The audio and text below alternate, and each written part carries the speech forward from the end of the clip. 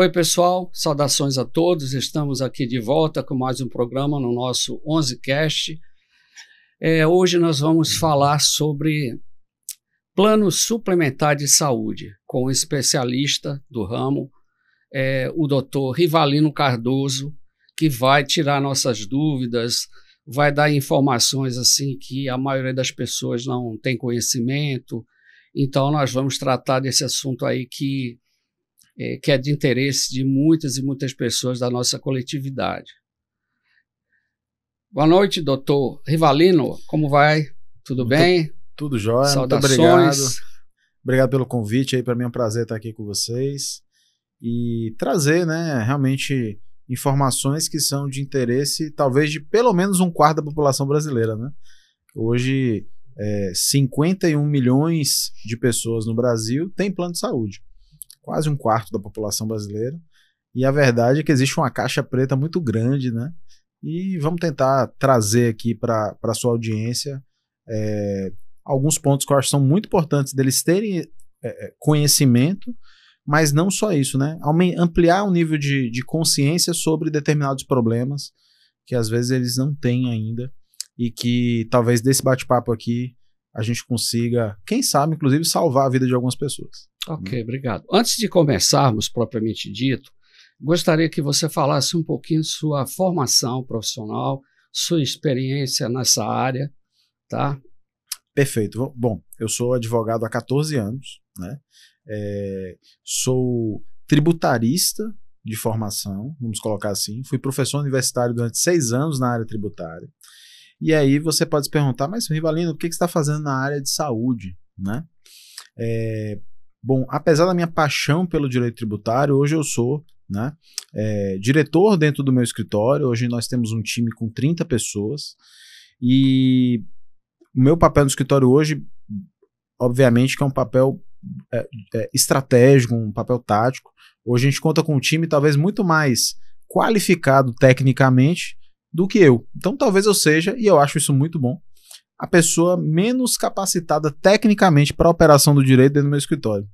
E por que eu digo que eu fico orgulhoso disso? Porque meu papel realmente não está na linha de frente, efetivamente, ali do dia a dia dos processos judiciais, mas sim pensar na estratégia, validar as teses junto com o meu time, junto com os meus sócios. Mas o nosso escritório ele atua com ações, né? E eu coloco sempre o nosso escritório porque eu sempre penso no time, né, que está conduzindo isso. Mas a gente atua com esse tipo de processo pelo menos desde 2013. Talvez não com tanto volume quanto nós atuamos hoje, tá? E a partir de 2000, sobretudo depois da pandemia, Hélio, a gente observou um aumento excessivo no valor das mensalidades, né? E o que acontece com isso? O aumento de mensalidade no plano de saúde, ele tem um efeito que é basicamente um convite a se retirar do plano, né? E eu acho que eu convido todo mundo que está assistindo a gente aqui a pensar, bom, como é que seria a minha vida sem saber que, caso aconteça algo, eu posso contar com o meu plano de saúde. Não sei se alguém já experimentou ter um carro sem seguro e falar assim, não, eu vou para um lugar tal que eu sei que lá é perigoso e eventualmente se roubarem meu carro, todo o meu investimento do carro foi embora. A gente está falando da vida de uma pessoa aqui, né? A gente está falando eventualmente de um atendimento de emergência, de uma necessidade de ficar internado numa UTI. Isso poderia levar, inclusive, à ruína financeira de uma família, e, inclusive, gerar um problema financeiro para várias gerações, né, de uma família. Ter que arcar com custos como esse, né? Então, a partir desse momento, a gente começou a atuar lá para 2020, a atuar de maneira muito mais incisiva contra abusividades, que a gente vai falar de alguns problemas mais recorrentes aqui, e isso obviamente virou hoje o grande ramo de atuação do nosso escritório. Então hoje, basicamente, o nosso time ele respira o direito à saúde, e a gente está sempre buscando soluções que viabilizem não só a permanência dessas pessoas no plano através de um custeio justo do valor da mensalidade, como também combater exclusões indevidas de dependentes, por exemplo, ou cancelamentos, que a gente viu um movimento muito grande de cancelamento recentemente aí dos planos, além também de garantir a cobertura de tratamentos e medicamentos que são essenciais à vida das pessoas e que muitas vezes esse direito é tolhido ali pelos planos de saúde. né?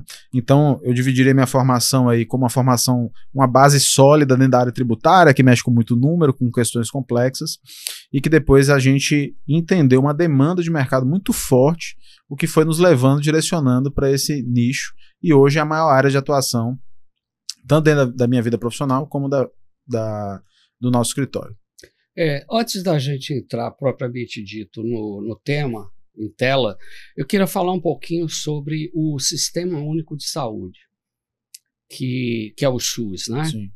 Que ele é, inclusive, do ponto de vista assim, da referência que é dada a ele é chamado de universalização da saúde, que eu acho que é uma terminologia um tanto inadequada, porque não é universalização da saúde e também não é o único.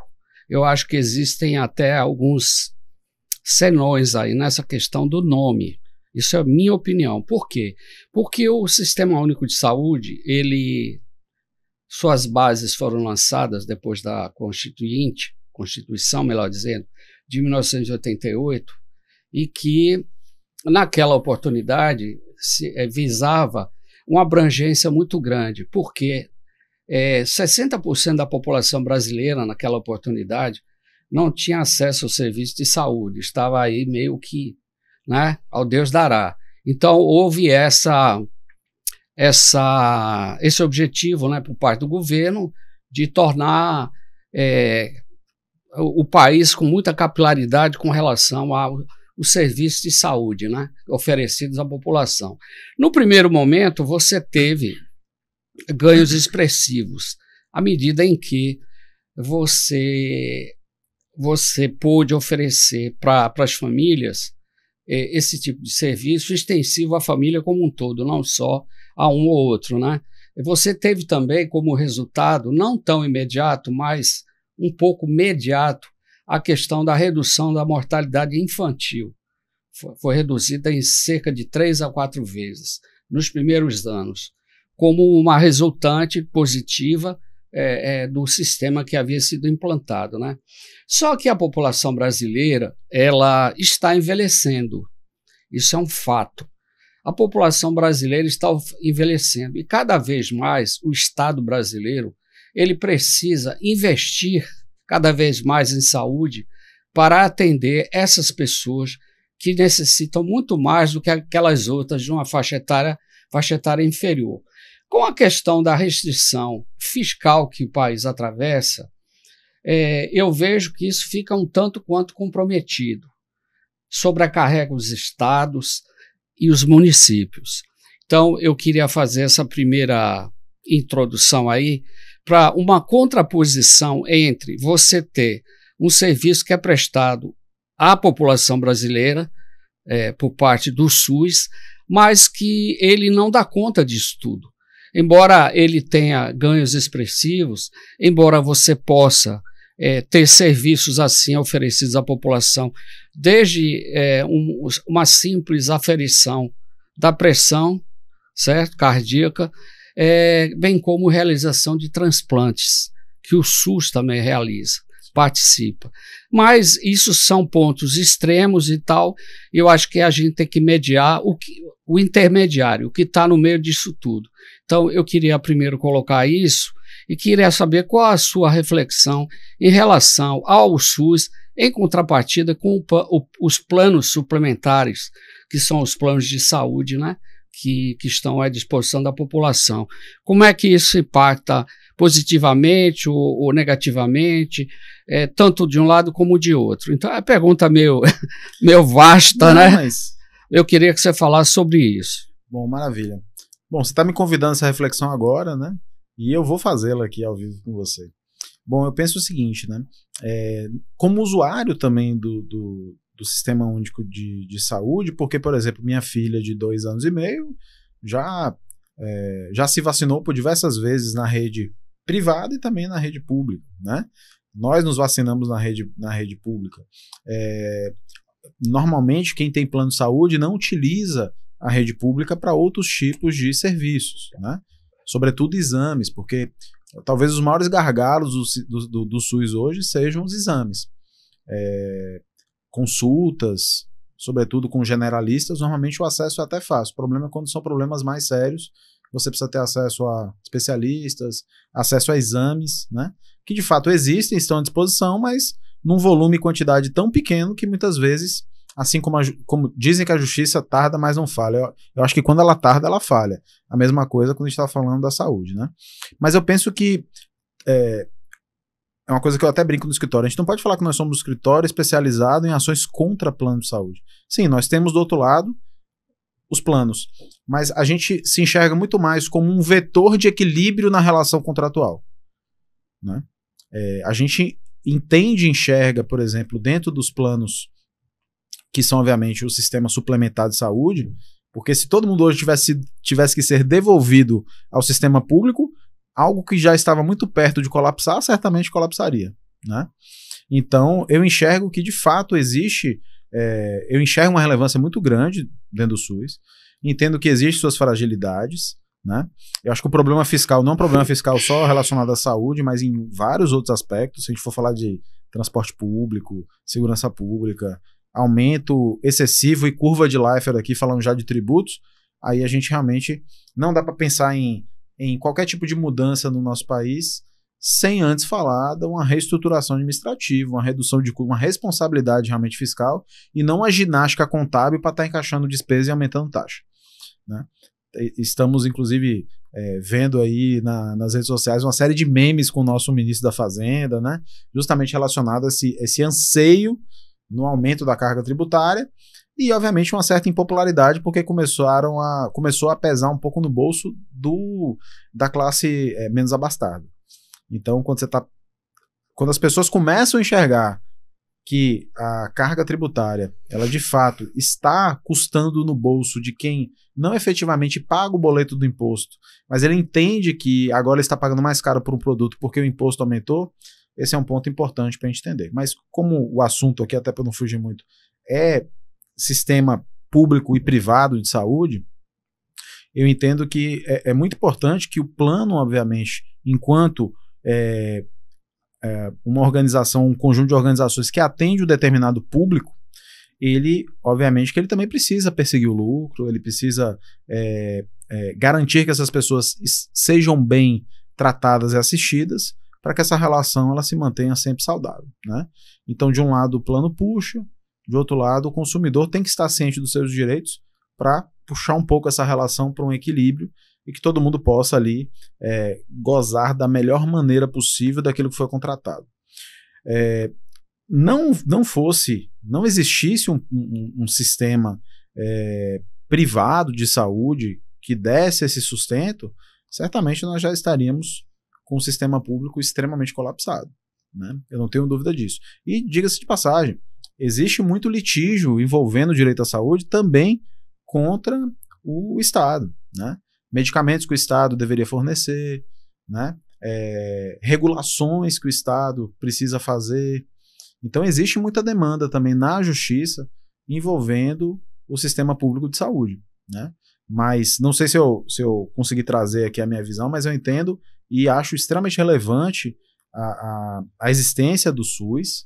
Obviamente que a gente sempre quer ver um sistema que funcione, já que a carga tributária que, sobretudo a classe média hoje, e o micro e pequeno empresário tem que suportar, são elevadíssimas, né? Então, é algo que a gente, dentro da nossa responsabilidade social, sobretudo meu papel aqui enquanto advogado que litiga contra planos de saúde e também contra o SUS, eu entendo que a gente não está ali para destruir o inimigo, não é um inimigo, estamos aqui para devolver um equilíbrio contratual que todos possam permanecer fazendo o que precisam fazer, o segurado buscando a preservação da sua saúde e o plano de saúde buscando o seu lucro, mas dentro de determinados limites. Existe uma estatística aí que eu busquei hoje, que está de acordo com o que você falou. Os planos de saúde atendem a 25% da demanda, né, da população brasileira. Isso representa 59% dos recursos financeiros, ao passo que o Estado ele atende 75%, que é a diferença, né, E, no entanto, os valores financeiros correspondem a 41%. Você veja só que diferença enorme que existe nessa relação proporcional. Então, a relação proporcional, por exemplo, para o governo, né, o SUS, né, vou falar do SUS, é de 41 por 75, dá 0,55 unidades, tá? Não estou falando de valor financeiro, estou falando numericamente apenas, ao passo que os planos de saúde que atendem 25% da população, eles investem 59%, o que dá um resultado final de 2,36. Você vê que isso significa quase 5 vezes mais o que o Estado investe. O plano de saúde ele é completamente diferenciado do SUS, porque o que se aplica o que se investe, o que se aplica de recursos é 5 vezes mais do que o Estado. Então, por esse número aqui, essa relação proporcional ou percentual, como se queira chamar, é uma coisa completamente disparatada. Outra questão que eu vi também, por exemplo, no Canadá, 70% dos gastos com saúde são decorrentes da intervenção do Estado, da participação do Estado. Isso no Canadá, mais de 2/3. No Peru é 63%, quase 2/3, pouquinho menos. Nos Estados Unidos, 51%, no Brasil, 41%. Aí eu volto a falar com essa questão que nós vivemos na conjuntura atual, da restrição fiscal. O governo só pensa em arrecadar, não tem um plano econômico para o país, está tudo muito em aberto. Aí os defensores da questão da coluna da direita, que é a coluna da despesa, a da esquerda é da receita, eles estão batendo tanto que até agora parece que finalmente o governo vai economizar alguma coisa, tá? Porque até então a palavra de ordem era receita e investimento. Não é isso, tá? Então a questão de gasto parece até que não tinha coluna da direita de despesa, né? Então eu vejo que, na minha análise, fica muito difícil o SUS, digamos, eu não me atrevo a dizer, porque eu precisaria estudar com mais profundidade, mas eu poderia até me atrever a dizer que o SUS ele pode, a longo prazo, desaparecer, não ser mais uma alternativa para a população. Por quê? Porque se o governo federal é centralizador, ele é que investe em todas as áreas, né? Os estados, os municípios arrecadam, vai tudo para Brasília, e de lá que é redirecionado para esses outros entes federativos. E o que a gente vê é um comprometimento, até um risco de o SUS cada vez se tornar mais precário. Essa é a minha leitura. Eu posso estar enganado, mas eu vejo assim, tá? Por essa questão econômica mesmo. E, por outro lado, tem os planos de saúde, que, enfim, que você vai falar com mais profundidade, aí, com mais conhecimento, se contrapondo a isso aí. Para onde é que nós vamos? Essa é uma pergunta interessante, e existe um argumento, inclusive, dos próprios planos, que são empresas de capital aberto, né? Então, assim, existe um argumento que é mais ou menos o seguinte: olha, no Brasil eu tenho um limite de receita, porque eu tenho uma quantidade X de pessoas que eu posso atender, que eu vou cobrar um determinado valor, e que não existe um limite da minha despesa.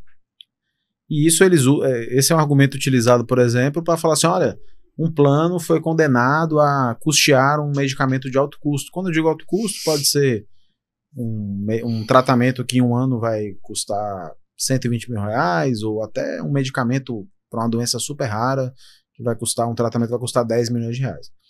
Essa não é a realidade do dia a dia dos litígios envolvendo coberturas, por exemplo, né?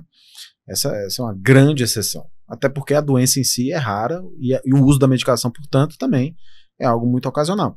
Então, como é que qualquer seguradora ela consegue se manter viva, lucrativa e e operando durante muitos anos, como é o caso dos planos que a gente conhece no Brasil, Sul América, Bradesco, tem muitos anos, né? Elas trabalham com um sistema em que a base que não utiliza, que não tem o risco de utilização do sistema, ela banca as pessoas que estão em estado de risco, tem maior propensão a utilizar o plano. Então eu particularmente, né, vou fazer 39 anos, eu sou a base da pirâmide que usa muito pouco plano. Nunca me internei, nunca precisei fazer qualquer tipo de procedimento e, portanto, e assim como a grande maioria das pessoas que contrata plano de saúde hoje, são pessoas que, parecido com o sistema lá da Previdência, na tese, elas contribuem. E tem uma porção muito menor da população, dos contratantes do serviço, que utilizam esse serviço. E no fim do dia, esse saldo tem que ser positivo para o plano.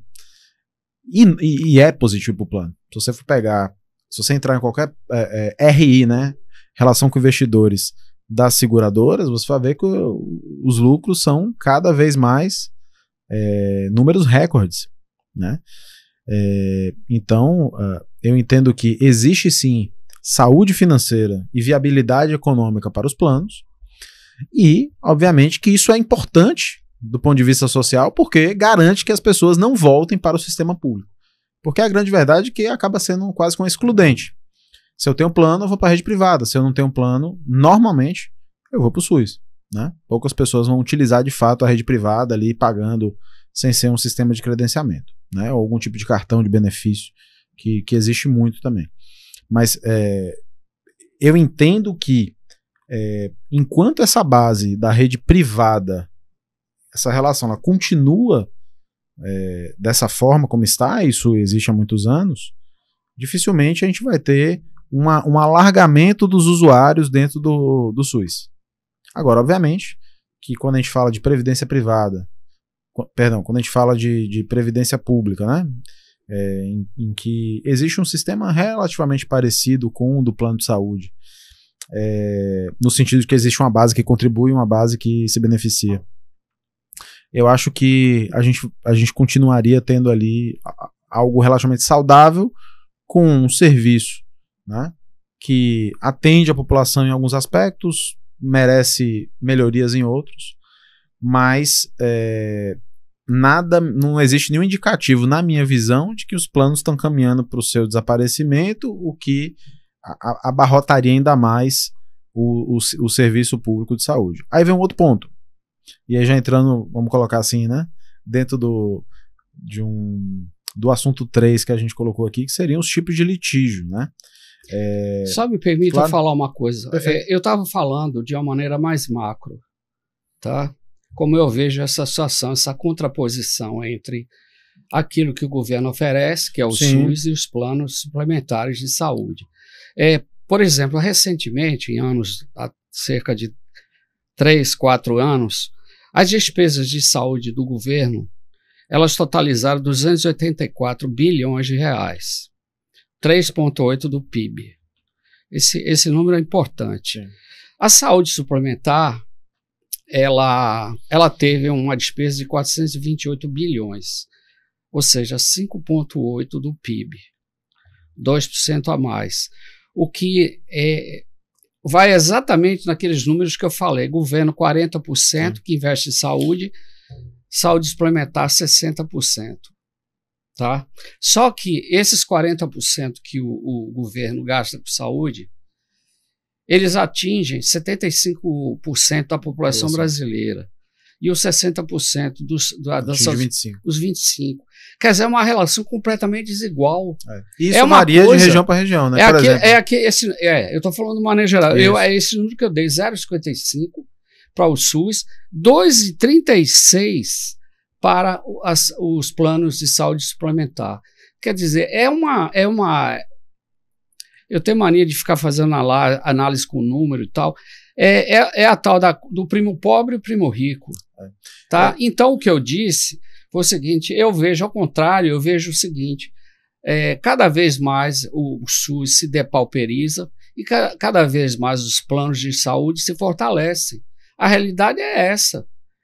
Porque mesmo atendendo 1/4 da população brasileira, O atendimento é de excelência, de qualidade, porque no SUS não é.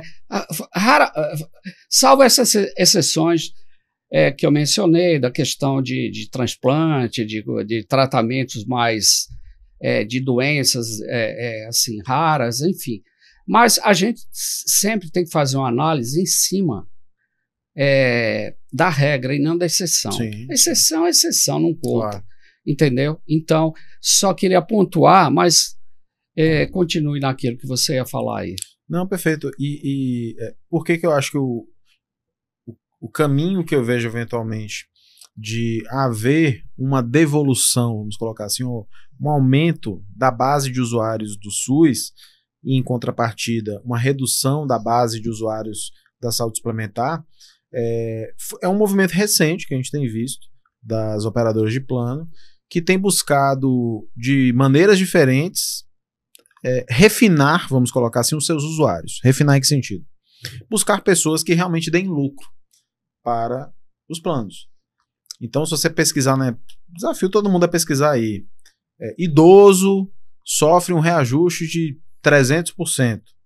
Então, uma pessoa que já está ali na terceira idade e que, obviamente, ou tem uma aposentadoria vinda do regime geral, ou até mesmo uma aposentadoria complementar, mas normalmente ela não tem mais como produzir riqueza, né?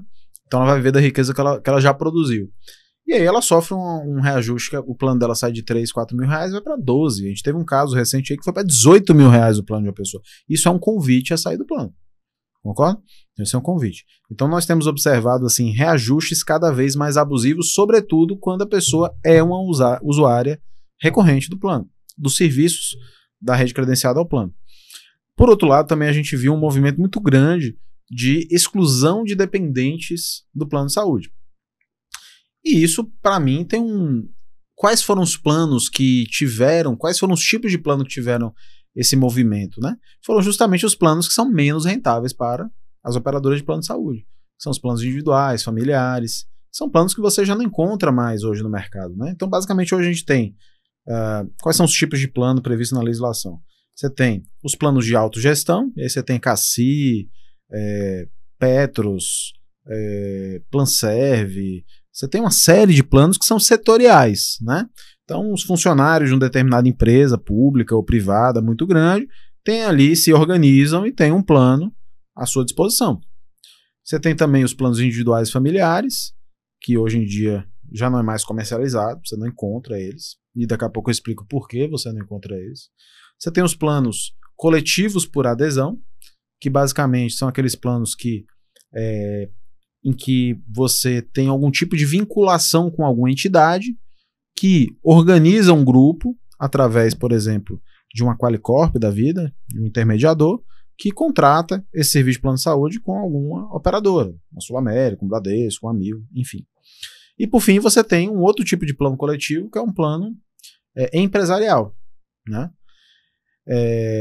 Então, hoje, por que você não encontra planos individuais ou familiares mais para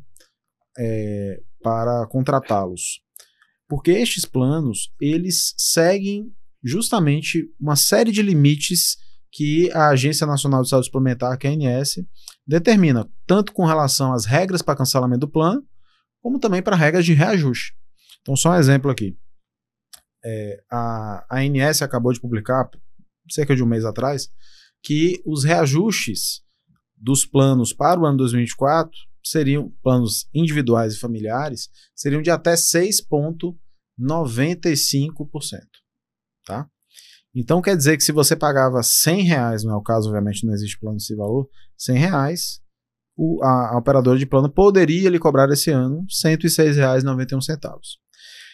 Em contrapartida, se você tem um plano empresarial ou você está afiliado a um plano coletivo por adesão, essa regra não se aplica. E aí você observa reajustes de 40%, 50%, 25%. Tá? Então, para o plano, é muito mais lucrativo, obviamente, só oferecer ao mercado aquele que ele esteja no controle do reajuste. Como a gente estava conversando antes de entrar no ar aqui. existe uma caixa preta hoje muito grande em relação a esse cálculo que os planos fazem para falar assim, olha, seu plano que era 100 agora vai ser 150, né? Então, poxa, o seu salário certamente não aumentou 40% de um ano para o outro. Sim. Né? A inflação não representa isso. Né? Então, por que chegar nesse valor? E é aí que começa a celeuma judicial. Né? E é algo que hoje a gente tem bastante experiência. Segundo dados do Tribunal de Justiça da Bahia, né? Esses dados foram lá de abril desse ano, mais ou menos, nós temos cerca de 300 novas ações contra plano de saúde por mês. Eu, particularmente, acho esse um número bem conservador, eu acho um número pequeno ainda. Na Bahia, nós temos 1.700.000 usuários de plano de saúde. Né? Eu não sei se na Bahia nós temos, não sei se o senhor sabe o número de habitantes que tem na Bahia. Eu até ia pesquisar aqui no Google, né? A gente falou que no Brasil cerca de 25% da população tem plano. Na Bahia, certamente, cerca de 10% da população tem plano. Eu acho que a Bahia deve ter ali 10, não sei se é 10 ou 15 milhões de habitantes. Mas um pouco mais que esse número. Então, quando você fala de 300 novas ações por mês, envolvendo tudo, envolvendo reajuste, tratamentos, eu acho um número muito pequeno.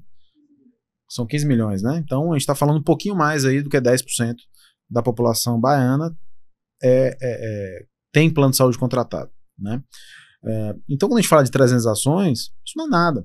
Então, pensa comigo, imagine que uma empresa de aviação, ela prefere não adotar uma manutenção tão bem feita, é caro fazer uma manutenção tão bem feita, ou então ter uma responsabilidade com relação ao tempo das conexões, né?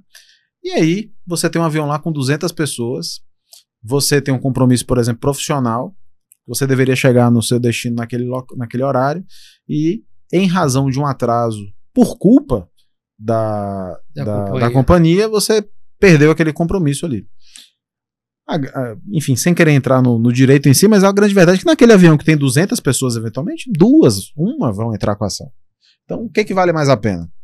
Eu implantar um sistema de governança, melhorar os processos operacionais, contratar consultorias para parar de atrasar o meu voo, o que é muito custoso, ou pagar pelo custo de ter 2 processos. É a mesma lógica que eu enxergo.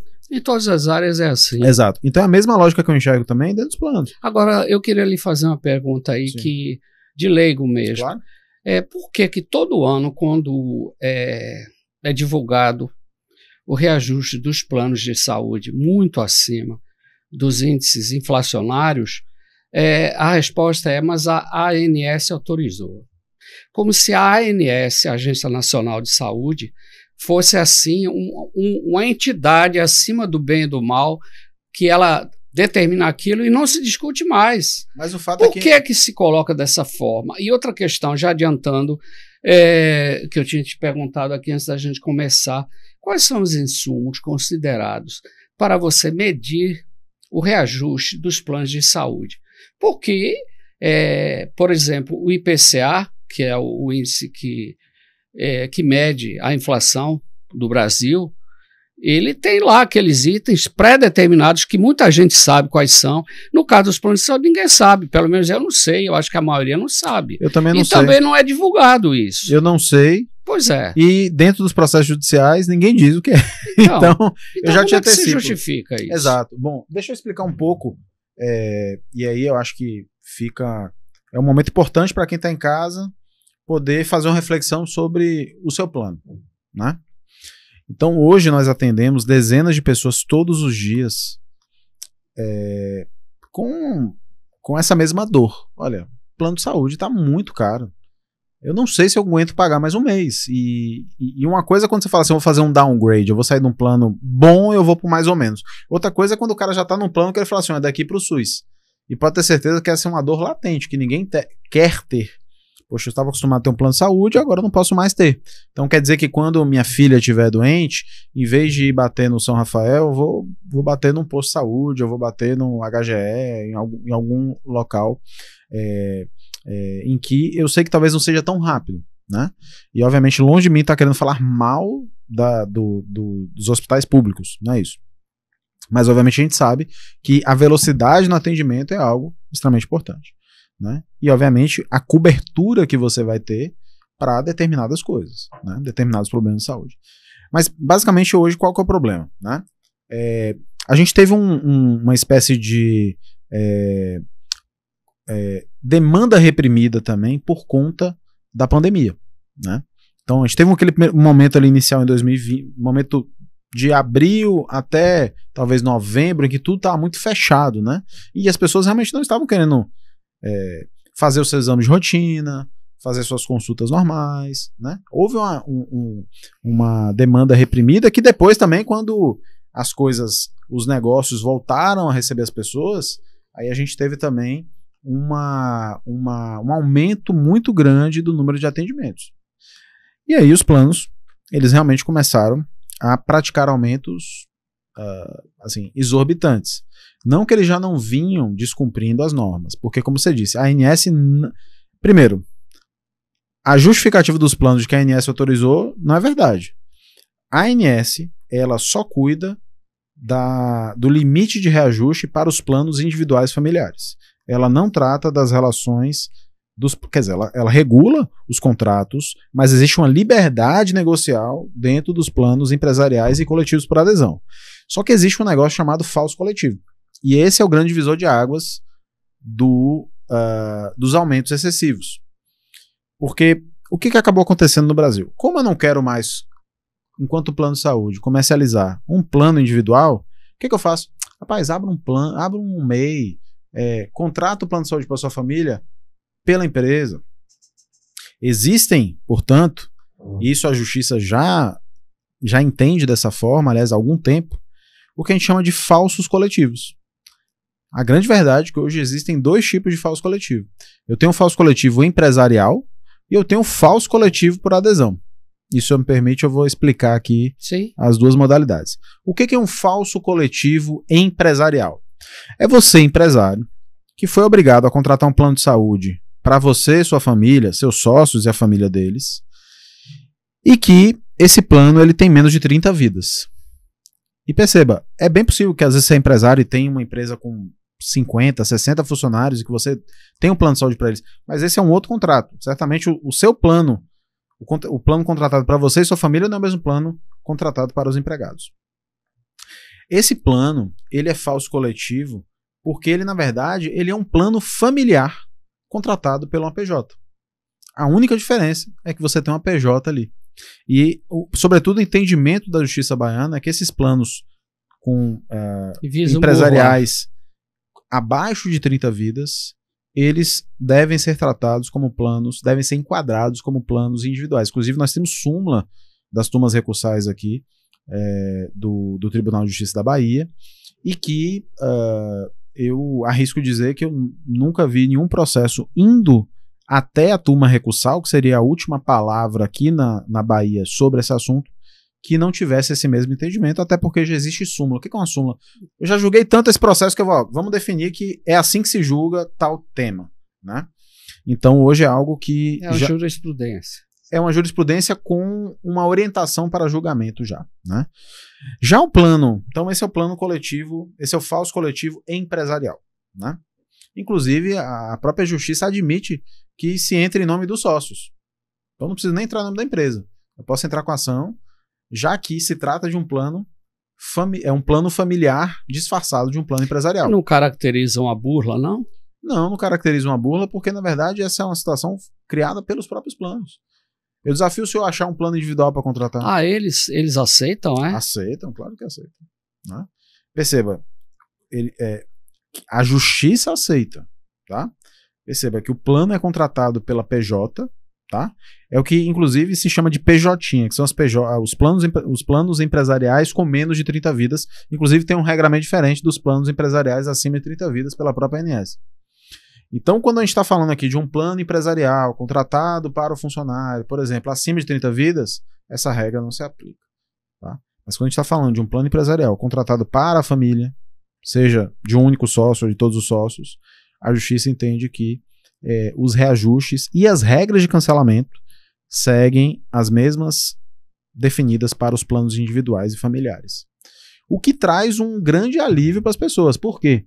Com essa onda que eu comentei agora há pouco de cancelamentos, não existe a possibilidade de cancelamento unilateral. Então, eu sei que eu estou protegido de um cancelamento indevido, até porque existe uma função social, como a gente colocou aqui, desse contrato de plano de saúde, e eu só posso ter meu plano cancelado se eu estiver inadimplente há mais de 60 dias, mediante notificação, ou se eu tiver praticado alguma fraude. Tá? E obviamente que as fraudes são a realidade hoje. Eu sei. Né? São a realidade. E é algo que a gente rechaça, porque, como eu disse, é muito importante que, de fato, os planos, eles invistam em capacitação para o seu time, ferramentas para identificar essas fraudes e, de fato, extirpar da sua base de cliente quem está cometendo fraude. Justamente para que se mantenha saudável esse equilíbrio atuarial entre o que eles arrecadam e o que eles gastam. Né? É muito importante que os planos estejam saudáveis do ponto de vista financeiro para que eles continuem prestando um serviço de qualidade. À medida que existem pessoas que estão burlando a regra, é ruim para todo mundo que está pagando certo, para todo mundo que está seguindo as regras. Né? Já o plano, o que seria o falso coletivo por adesão? Né? Como eu comentei agora há pouco, o coletivo por adesão é um contrato de plano de saúde em que existe a intermediação de uma entidade. Então, por exemplo, eu sou advogado e a OAB organizou, através de uma administradora de benefício, que seria, por exemplo, uma Qualicorp, um contrato com a Sul América. Então, eu sou advogado, estou vinculado à OAB, portanto, tenho correlação com aquela entidade, estou elegível para me tornar um membro desse plano, um tomador de serviço desse plano. E o que acaba acontecendo muitas vezes? Como não existe plano individual e familiar no mercado, muitas vezes as seguradoras acabam falando, não, entra aqui, eu vou colocar que você é dessa entidade aqui, e aí ele contrata o plano para uma entidade que tem nada a ver com aquele segurado. Né? Muitas vezes o segurado nem sabe da existência, da necessidade de estar vinculado a uma entidade que contratou junto a uma administradora aquele plano. Só que no primeiro ano esse cara sofre um aumento de 45%, 50% ele não tem nenhuma margem de negociação com o plano, porque existe uma entidade da qual ele não está vinculado e que essa entidade também não está lutando pelos interesses daquela base, de pessoas que em tese estão vinculadas a ela. Então hoje a Justiça, inclusive, também tem admitido aliás, a Justiça não, a própria lei dos planos de saúde estabelece que se não houver vinculação do contratante com o plano, com a entidade, que aquele plano automaticamente se transforma num plano individual familiar, e aí, novamente, vai existir uma proteção em relação a não ser permitido o cancelamento unilateral, e o cancelamento ele só se daria mediante inadimplência superior a 60 dias, com prévia notificação, né, do devedor, ou também cometendo fraude. Aí você pode se perguntar, mas quer dizer então que o cara foi lá, ele disse que era associado a uma entidade e ele cometeu a fraude? Não, normalmente isso não acontece. Então deveria haver o contrário, a prova de que ele praticou essa fraude. Fraude não se presume. Né?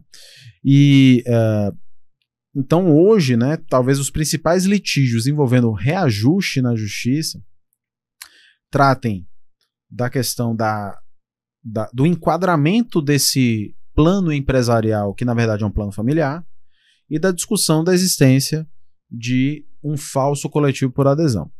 E o terceiro é a questão do reajuste por faixa etária. Os planos, eles podem basicamente promover dois tipos de reajuste. Né? Os reajustes por faixa etária são um deles. Né? O reajuste anual, que todo plano, que é um valor, um percentual que vai ser aplicado indistintamente a todo mundo que está dentro daquele plano, e o por faixa etária. A mudança de faixa. Não é uma mudança de idade, é uma mudança, portanto, de grupos de faixa etária. Né? E a última oportunidade é quando se faz 59 anos. Né? E aí, novamente, a caixa preta dos valores. Com base em que os planos, eles podem afirmar que se você saiu de 58 anos para 59, seu plano vai ter um salto de 80%. Eles não divulgam. Digo mais, em muitos casos não existe sequer previsão contratual para para a aplicação do reajuste faixa etária. Em muitos casos não existe. Tá? E quando existe, é uma carta em branco. O que a justiça tem entendido hoje? Que se o plano de saúde ele não consegue comprovar através de laudos e notas fiscais, prestação de contas efetiva, né?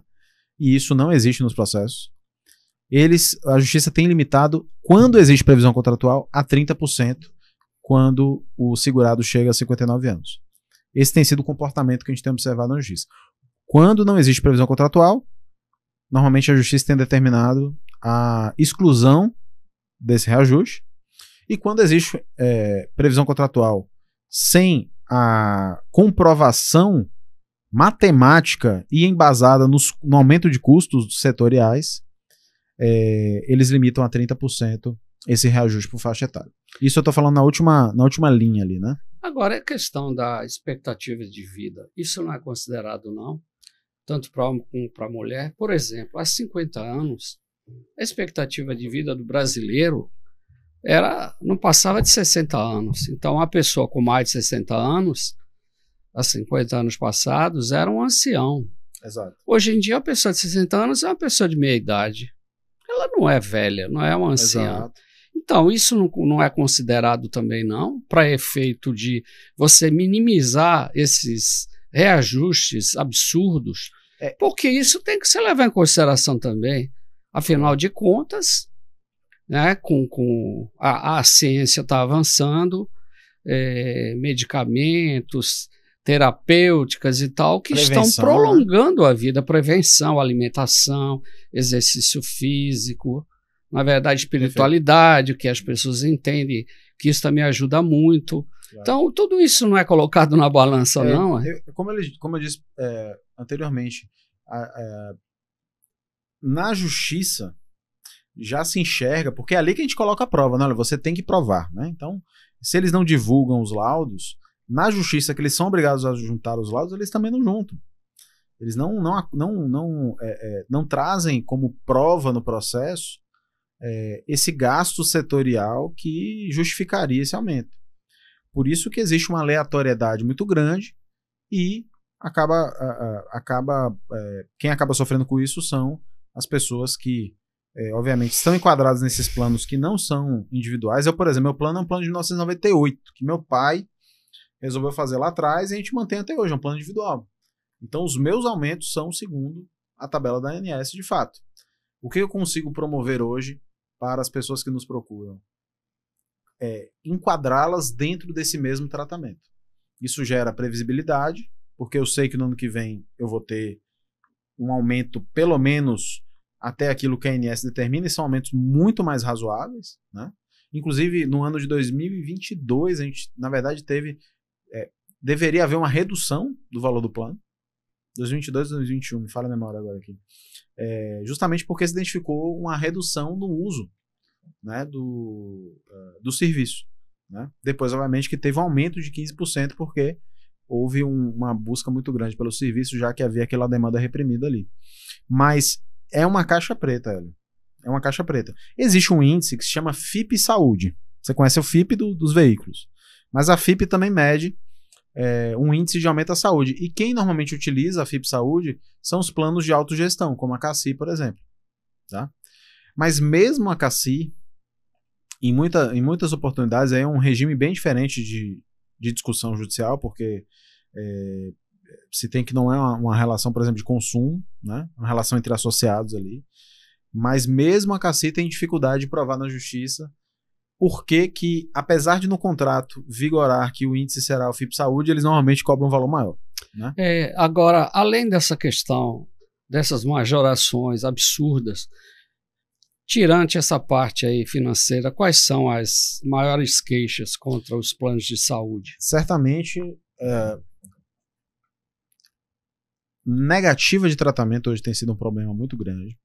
Descredenciamento também. Assim, a gente tem observado, né? O descredenciamento é unilateral?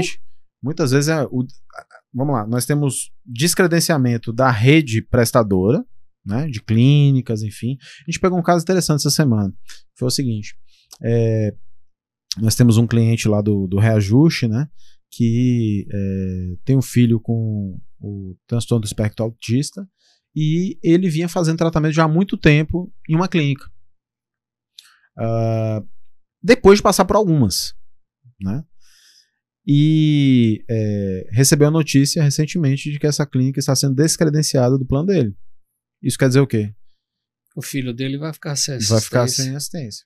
Então, esse é um tipo de demanda que nós levamos para a justiça, porque descontinuar esse tratamento certamente significa dizer que o tratamento ele não vai ter a eficácia, sim, até porque, sobretudo nesse tipo de tratamento, você tem ali uma necessidade de manter uma relação de confiança muito grande com o paciente, que é construída ao longo de algum tempo, né? Então, é algo que tem sido, sim, alvo de muitas ações. Hoje nós tivemos um caso, por exemplo, de home care, que foi negado ao longo dessa semana, né? E normalmente são demandas que devem ser resolvidas rápidas porque tem urgência, né? Mas assim, a parte de negativo de tratamento, né, tanto para procedimentos mais invasivos como medicamentos, né? Então, vou trazer um caso curioso aqui, por exemplo. Existem tratamentos chamados tratamentos off-label. O que é o tratamento off-label? É aquele tratamento cujo medicamento, nem sua bula, não tem indicação específica para aquele tratamento. Então, vamos imaginar o seguinte aqui. Que existem pesquisas, tratamentos experimentais, enfim, ou uma pesquisa robusta e indicação médica para o uso de um determinado medicamento, mas que na bula daquele medicamento não existe a indicação de uso para aquela doença ou aquele tratamento em si, né? E aí os planos muitas vezes eles acabam negando o acesso ou custeio àquele medicamento por força disso, ou então porque é um medicamento de uso que não precisa ser um uso hospitalar. Olha, você vai fazer esse tratamento na sua residência, né? Então, hoje, né, a justiça já entende que o fato de ser um tratamento off-label não inviabiliza a cobertura pelo plano. O que você precisa ter é uma prescrição clínica de um médico, que também não precisa ser credenciado ao plano. Esse é um dos pontos, às vezes o plano nega porque o médico não está credenciado a ele.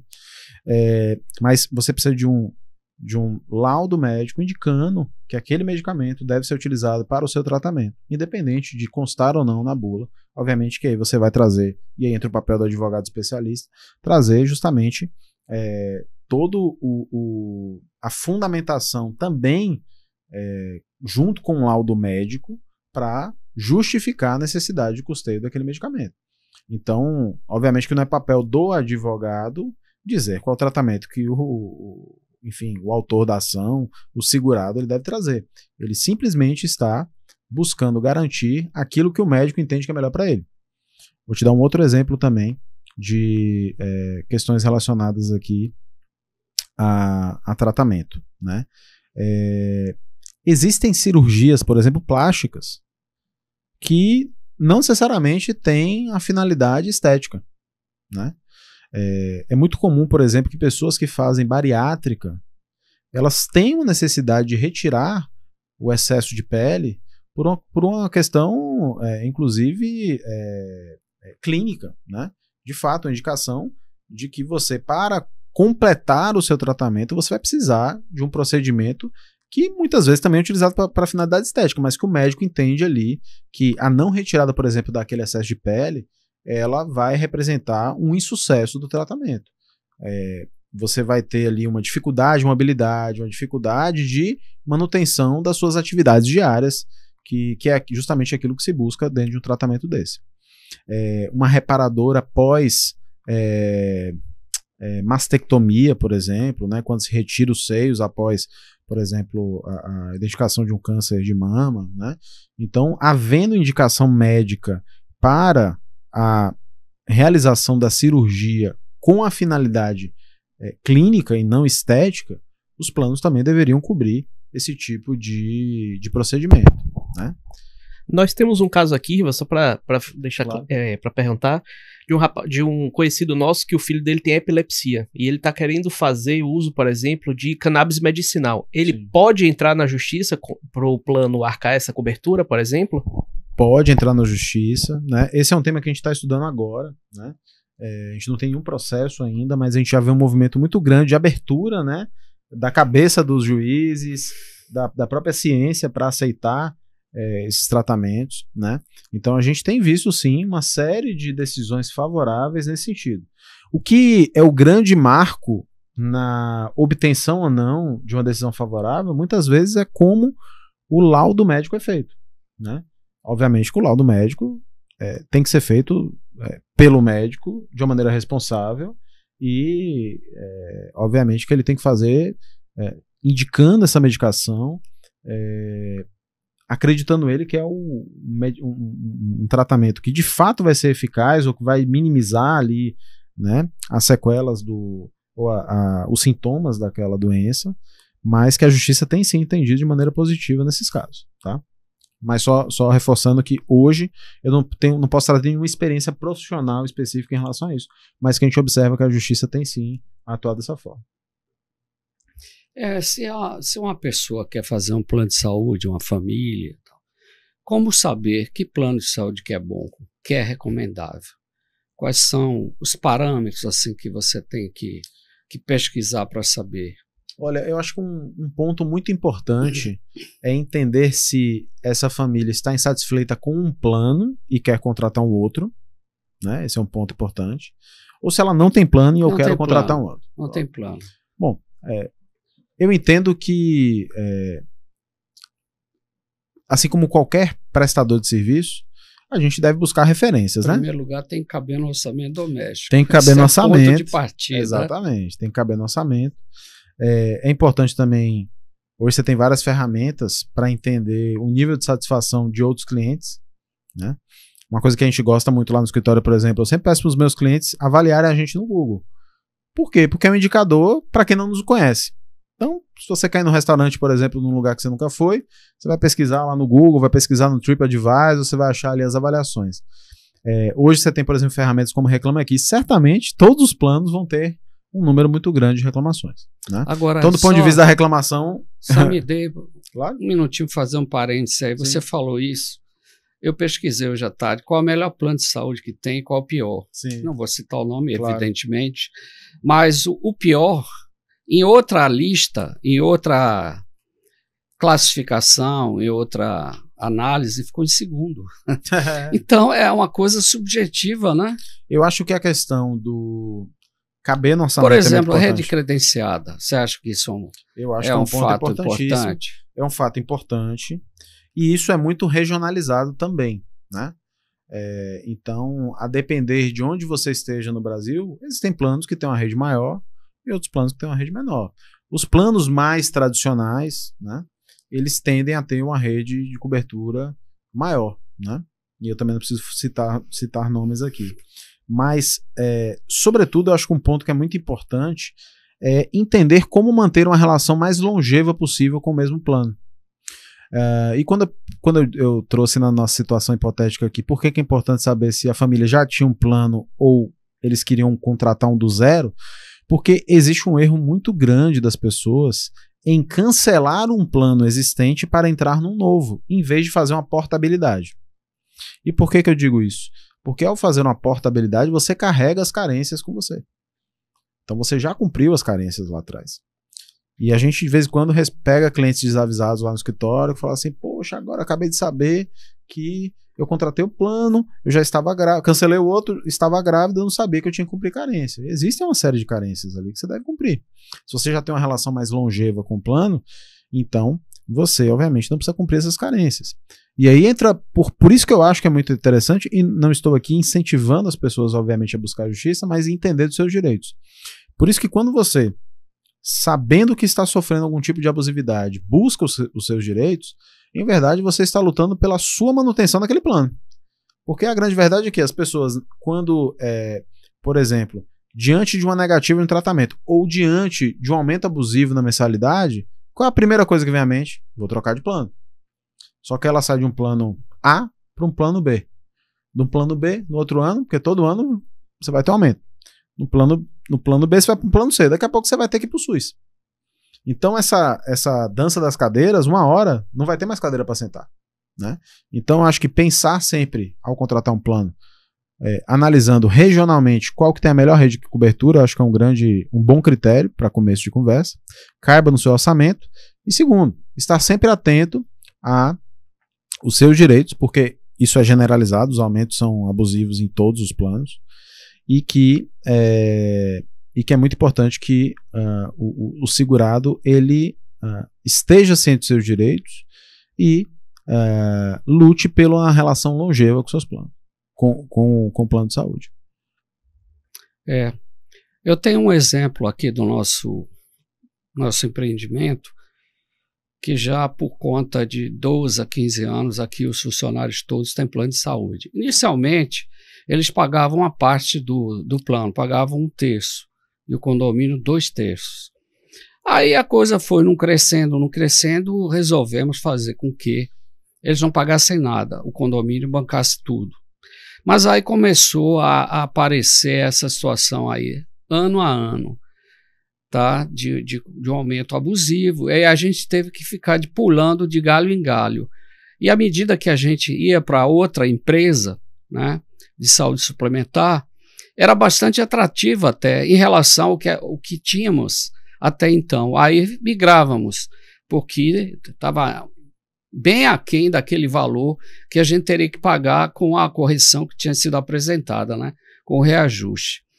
E já fizemos uns 5 planos, e o último foi ano passado, foi muito bom para nós, é um plano bem conceituado, mas quando foi agora chegou aí a fatura aí de 20% praticamente de aumento, tá, de reajuste, para uma inflação que vai bater em 4,5%, 5%. Então, é uma coisa assim que a gente precisa fazer exercícios e mais exercícios para tentar equacionar isso, do tipo, por exemplo, voltar a cobrar do funcionário a contribuição anterior de 1/3 e o condomínio bancar 2/3.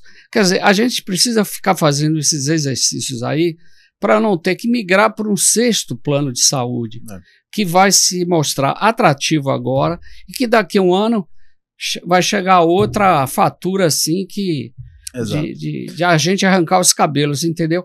Você acha que isso é uma coisa proposital ou é mera coincidência? Porque eu não acho que existam meras coincidências.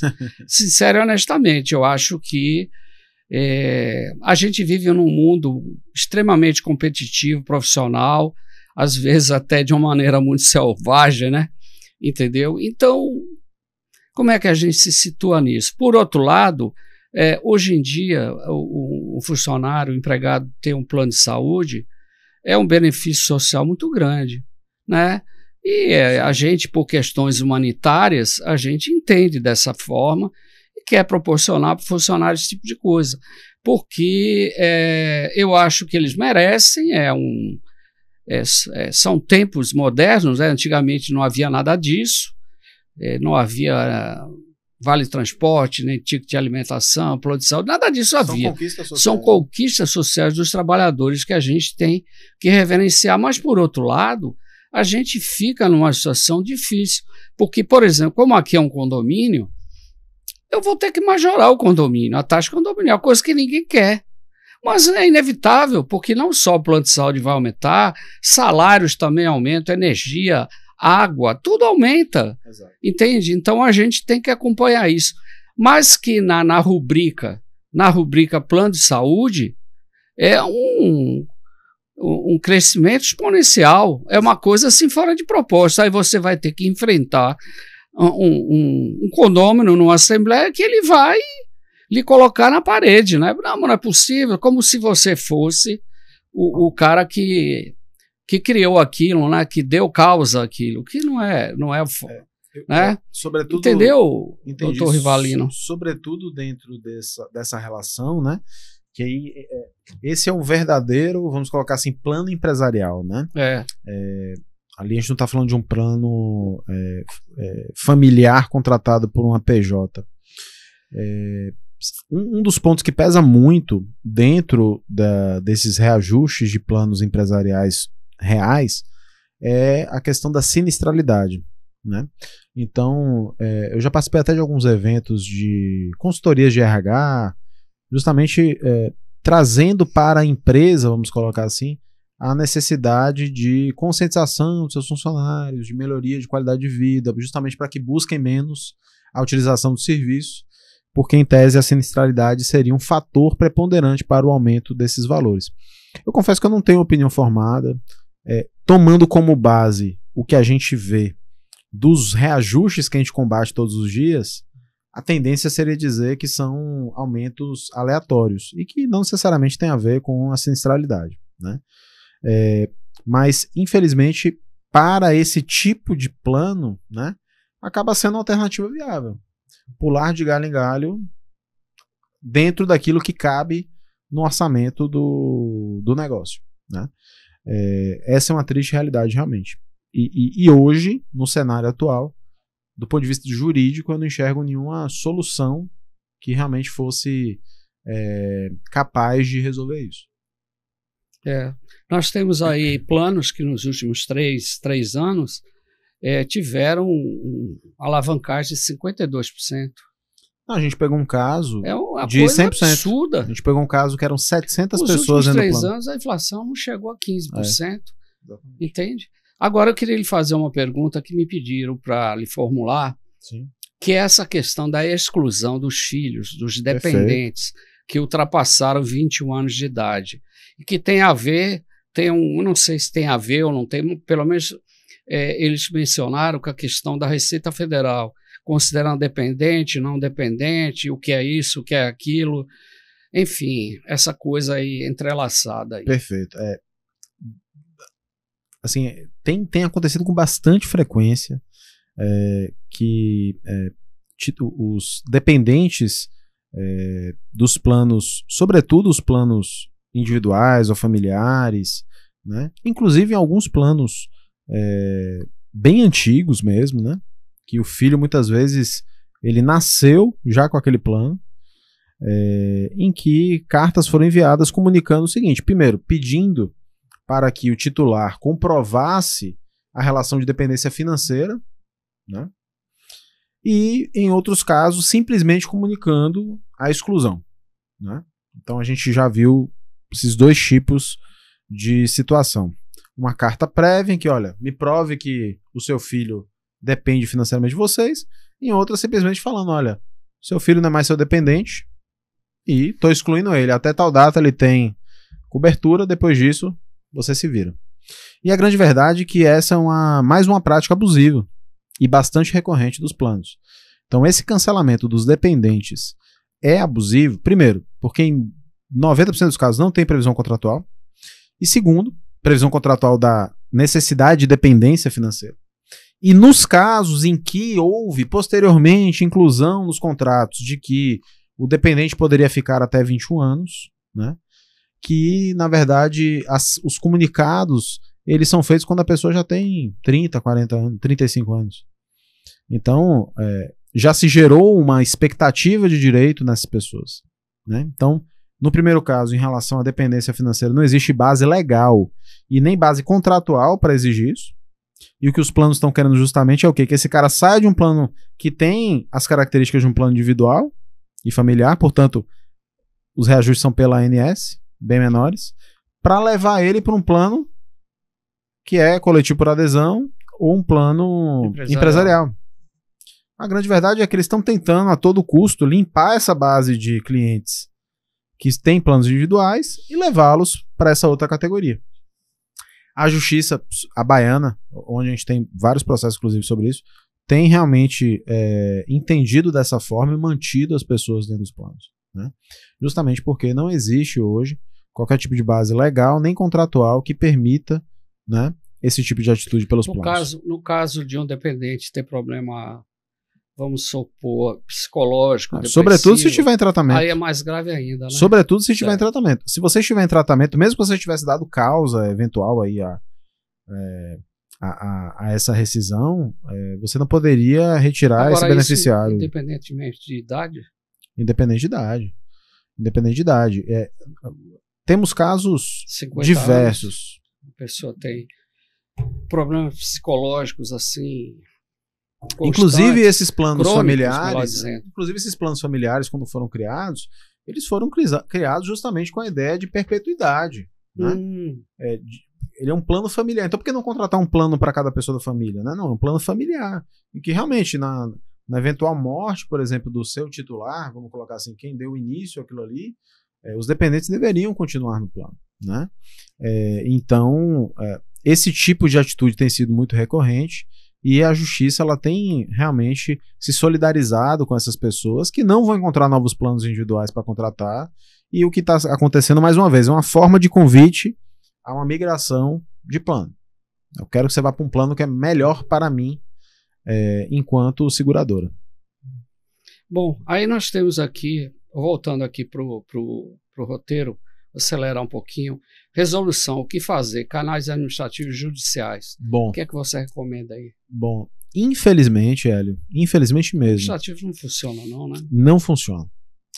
Eu desafio alguém, perda de tempo. Vou negociar com o plano. Não existe negociação com o plano. Não existe, tanto para coberturas quanto para... E eu vou te falar que existem outros ramos, outros problemas que envolvem grandes prestadores de serviço em que a reclamação administrativa acaba funcionando. Por exemplo, alguns problemas com bancos acabam se resolvendo com a reclamação do Banco Central ou no consumidor.gov, que é também uma central ali de reclamação do governo federal. Mas, infelizmente, a ANS ela não tem o poder de regular mais dizer que um plano empresarial, que na verdade é um plano familiar, ele não deveria estar, ele deveria na verdade ser enquadrado como um plano individual. Só quem tem essa legitimidade, essa atribuição constitucional é a justiça. Então, por isso, quando a gente está falando aqui de questões relacionadas a reajuste abusivo, negativa de tratamento, cancelamento, só resta realmente a via judicial. Tá? Infelizmente, porque ia ser muito bom se existisse um canal de resolução na via administrativa, né? Mas realmente não existe a possibilidade. Nesses casos aí, essas decisões são céleres ou não? Pronto, se eu trouxe acompanha o ritmo da justiça. Olha, eu vou te falar um dos motivos pelos quais eu me apaixonei pelo direito à saúde e a gente tem colocado cada vez mais energia em expandir novas soluções dentro dessa área de direito à saúde no nosso escritório. Como eu disse no comecinho aqui do nosso bate-papo, eu sou advogado, estagiei na área tributária, me especializei na área tributária, lecionei na área tributária. Eu tenho processos tributários herdados de outros escritórios de 1990, que não acabaram. Eu tenho processos meus de 2011, 2010, que não estão próximos de acabar. E eu tenho processos da área tributária que você ganha em todas as instâncias, chega no STF, existe uma mudança repentina de entendimento da justiça como um todo, até uma mudança de jurisprudência do próprio STF ali, por conta de decisões que hoje estão olhando muito mais para o aspecto orçamentário do que o aspecto jurídico. Por que eu me apaixonei pela área de saúde? A gente tem mapeado isso no escritório. A média de duração dos processos de reajuste na Bahia é de 330 dias, menos de um ano. Obviamente, quando a gente está falando de ações que tramitam no juizado especial. Quando a gente vai para ações de justiça comum, né, Fórum Barbosa, isso tende a demorar 3, 4 anos. E existe um outro ponto também interessante, quando a gente está falando de ações para obtenção de medicamento ou ações para garantia de tratamentos, existe ali o que a gente chama do periculum in mora, né, que seria o perigo da demora, que é um dos elementos para se garantir essa liminar, como normalmente a gente chama, né, uma antecipação de tutela. Então hoje esses processos eles são tidos como processos prioritários. Então eu diria que em relação ao tempo é surpreendente como as ações têm sido rápidas dentro da área de saúde. Tá? Realmente nesse ponto a gente tem que bater palma para o Tribunal de Justiça, para as turmas recursais, para o juizado especial, porque hoje realmente a gente tem visto, inclusive eles se reunindo em uma espécie de fóruns, né, de discussão, para justamente tentar formar entendimentos coletivos dentro uma espécie de unidade de entendimento dos juízes sobre determinados temas, o que acelera bastante o julgamento, né? Então, nesse ponto, né, eu digo, os processos relacionados ao acesso à saúde, à as revisionais de mensalidade do plano de saúde, elas têm durado um tempo muito razoável e a gente queria que a justiça como um todo funcionasse dessa forma. Então, que bom. Recomendações para contratar e utilizar o plano, você já falou. Escolha de advogado. Escolha de advogado. Olha, em qualquer área do direito, opte por um advogado especialista. O que é um advogado especialista? Um advogado especialista não é um advogado que tem um título de especialista apenas. É alguém que tem comprovada atuação na área. Né? Então, em qualquer área, se você for procurar um advogado criminalista, se for procurar um advogado especialista em ações, em direito previdenciário, busque sempre um especialista. Se você vai fazer uma cirurgia neurológica, você não quer um generalista, você precisa ter um profissional realmente, né, um neuro ali, e inclusive um neuro que você tem expectativa de que ele já tenha passado por muitas cirurgias, né, já que a gente está falando de uma coisa muito sensível. Né? Eu queria te fazer uma penúltima pergunta, que é o seguinte, êxito, obtenção de êxito. Perfeito. Você está satisfeito com os seus processos? Bom, aqui... porque a justiça é uma incógnita, né? Você pode ganhar, pode não ganhar, pode retroagir. Bom, vamos lá, Hélio. Essa área de saúde, eu creio, não sei, opinião de leigo, como saúde é algo muito sensível, né? Talvez seja a coisa mais sensível na vida de uma pessoa, a questão da saúde plena. Perfeito. Então, acredito que os resultados são animadores, né? Bastante positivos. Né? Do ponto de vista ético, né? Eu não posso chegar e falar aqui quantos processos eu já venci ou quantos eu não venci. Isso. Mas o que eu posso te dizer é que, analisando a jurisprudência, a gente vê que é um prognóstico muito positivo. Por outro lado, e aí já pegando o gancho da escolha do advogado, é muito importante que, até porque tudo vai começar numa análise prévia de viabilidade do processo, né? É muito importante que o advogado, que tem um olhar diferenciado para aquele problema, que é o advogado especialista em direito da saúde, ele identifique de fato o cabimento da ação e não promover aventuras jurídicas, né? Porque nem todo plano está cometendo abusividade. Sim. Esse é um ponto muito importante, né? O que a gente observa no nosso escritório? Quando nós fazemos análises prévias antes do processo, é que a cada 9 pessoas que nós abordamos, que nós podemos analisar previamente o processo dele, dentro da nossa análise, 9 pessoas teriam direito a reduzir a mensalidade. É um número expressivo. Tá? 90%. Obviamente que eu não estou falando que a gente ganha 90% das ações. Não é isso. Eu não posso dizer aqui qual percentual que a gente ganha, mas o que eu posso dizer é o seguinte: qualquer pessoa que for buscar a jurisprudência do Tribunal de Justiça da Bahia hoje, sobretudo nos juizados especiais, vai identificar que, quando a gente está falando de equiparação do plano empresarial a um plano familiar, um entendimento, inclusive simulado, né? Quando a gente está falando de um coletivo por adesão, um entendimento, quando não existe vinculação à entidade, tem sido também um entendimento favorável à equiparação ao plano individual. E quando, obviamente, ao tratar já dos outros pontos, né, relacionados a tratamento, é já algo muito casuístico, né? O caso concreto específico, entender se aquela pessoa tem ou não direito a acessar. Mas eu diria que o cenário ele é muito positivo, velho. Muito positivo. Outros colegas que atuam na área podem confirmar aí nos comentários. Obviamente, desde que a análise prévia tenha sido bem feita e só tenha sido levada aquelas demandas que de fato se acredita que possam ser vitoriosas. Você vê alguma tendência no futuro para essa situação se reverter em relação aos planos de saúde que são, sobretudo a questão dos reajustes, né, muito abusivos? Como é que você enxerga esse horizonte aí, Hélio, a médio prazo? Bom, Hélio, eu acredito que não vai haver essa reversão, porque a correlação entre reclamações na justiça e número de beneficiários é uma correlação pífia, como eu disse aqui, né? Acho que o Tribunal de Justiça da Bahia chegou a divulgar lá para abril ou março desse ano que as ações relacionadas a demandas contra plano de saúde teriam chegado a um número parecido com 300 ações mensais aqui na Bahia, o que é um número muito pequeno. Muito pequeno. Somos 1.700.000 usuários de plano de saúde, com cerca de 4.000 e poucos processos por ano, né? É muito pouco, né? Então, eu não acho que vai haver uma mudança, né, de, primeiro, entendimento da justiça, porque, de fato, a jurisprudência está bem consolidada em relação a isso. Talvez, e também não espero uma mudança de comportamento dos planos em relação a isso, né? Então, infelizmente, eu ainda enxergo um cenário de litigiosidade no médio e longo prazo. Eu vejo uma tendência dos planos em tentar promover uma discussão no Congresso Nacional para mudanças na legislação, tá? Mas muito mais vinculado a tratamentos do que a reajustes. Tá? Existem, inclusive, eles estão pleiteando novas modalidades de contratação de plano. Na verdade, eles querem excluir muito, né? Excluir muito, exatamente. Essa discussão, e em cima disso também, sobretudo. Agora, a questão estatística.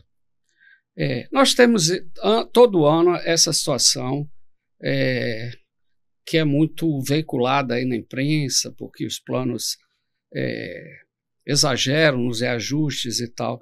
Você tem a estatística de quantas pessoas deixam os planos por ano?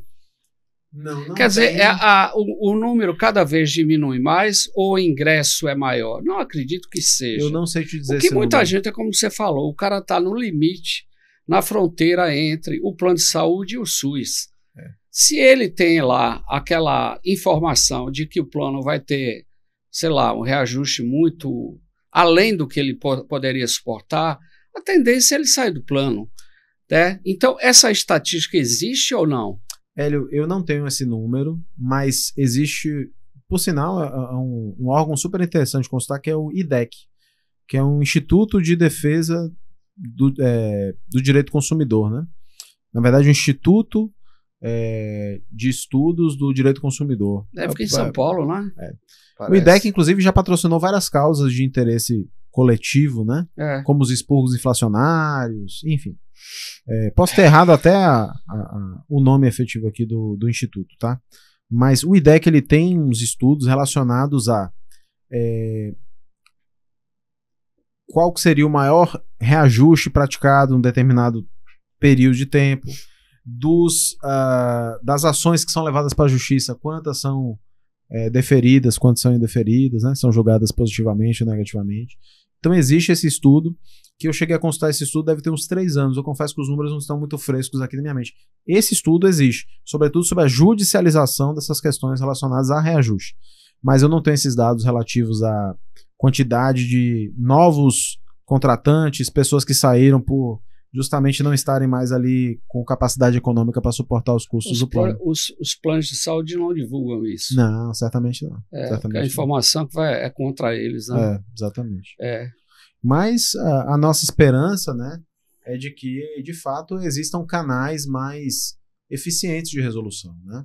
O Tribunal de São Paulo, por exemplo, o Tribunal de Justiça de São Paulo, acabou de divulgar que eles estão, ou já criaram, ou estão pensando em criar, uma espécie de turmas recursais especializadas em determinados temas. Então você teria um grupo de juízes que saberiam muito mais sobre a relação com os planos de saúde, com as operadoras de telefone, enfim, né? Então como se fossem grupos temáticos de julgamento. Então, obviamente, que quando você lida com muitos tipos de direito diferente, a chance de você ter um entendimento profundo, né, realmente ali vertical sobre aquilo é menor. Então, você tende a ter uma qualidade maior nas decisões também, e quem sabe a partir daí você também tem um nível de conscientização maior dos planos, né, em relação à necessidade de melhorar a sua eficiência para que você possa também diminuir essa intensidade com que você promove os aumentos. Né? Certo. Algo nesse sentido. Tá bom. Felipe, quer fazer alguma pergunta? O que foi que eu não lhe perguntei, que você gostaria de responder? Olha, boa pergunta, mas eu acho que a gente falou basicamente do nosso dia a dia, né? E quando eu digo dia a dia é porque é isso aí que, de fato, a justiça tem enfrentado hoje. Os problemas dos segurados têm caminhado muito nesse sentido. Quase todo mundo com problema de reajuste, alguns com problema de exclusão, e, infelizmente, algumas pessoas enfrentando problemas também para garantir o seu tratamento, né? Então, acho que foi basicamente isso aí. Tá bom.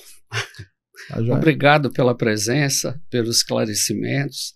Acho que muita gente vai ficar satisfeito com tudo que você falou aqui. Bom. E eu lhe perguntei o que me pediram para lhe perguntar. Maravilha. Eu fico muito feliz Tá em bom. poder participar, para minha satisfação. E, enfim, contem comigo. Tá certo. Obrigado. Até a próxima. Até a próxima. Para vocês que estiveram conosco, espero que tenham gostado da presença do ilustre Dr. Rivalino Cardoso. Tchau. Até a próxima.